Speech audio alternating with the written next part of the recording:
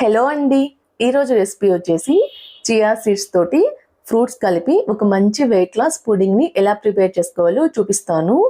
ముందుగా ఒక చిన్న గిన్నె తీసుకొని ఇందులో 2 టేబుల్ స్పూన్ చియా సీడ్స్ వేసుకోవాలి. ఇలా వేసుకొని ఇందులో కొంచెం వాటర్ కూడా పోసుకొని కుదిరితే ఓవర్ నైట్ సోప్ చేసుకోండి, లేకపోతే ఒక 1 అవర్ అయినా సోప్ చేసుకోవాలి. ఇలా చేసుకుంటే ఈ విధంగా జెల్లీ లాగా ఫామ్ అవుతుందండి. ఇలా రెడీ చేసుకున్న చియా సీడ్స్ ని ఒక బౌల్లోకి ట్రాన్స్ఫర్ చేసుకోవాలి. ఇప్పుడు ఇందులో ఒక అరకప్పు పాలైతే పోసుకుంటున్నారు. మీరు పాల ప్లేస్లో కొబ్బరి పాలైనా యూజ్ చేసుకోవచ్చండి.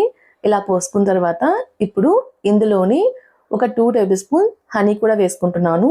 హనీ ఇష్టం లేకపోతే స్కిప్ చేసేయండి. ఇలా వేసుకొని ఒకసారి మొత్తాన్ని కలిసే విధంగా కలుపుకోవాలి. ఇలా కలుపుకున్న తర్వాత ఇప్పుడు ఇందులో మీకు నచ్చిన ఫ్రూట్స్ ఏవైనా కట్ చేసుకొని వేసుకోవచ్చు. ఇక్కడైతే నేను ఒక బనానా అయితే కట్ చేసుకొని వేసుకుంటున్నాను. ఇందులోని కొన్ని గ్రీన్ గ్రేప్స్ని, కొన్ని బ్లాక్ గ్రేప్స్ అయితే వేసుకుంటున్నాను.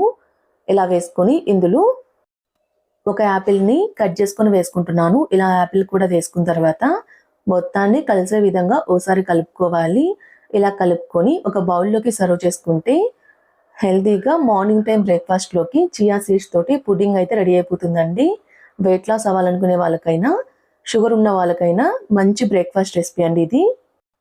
ఈ వీడియో మీకు నచ్చినట్టయితే లైక్ చేయండి, షేర్ చేయండి, మా ఛానల్ని సబ్స్క్రైబ్ చేసుకోండి. Thanks for watching.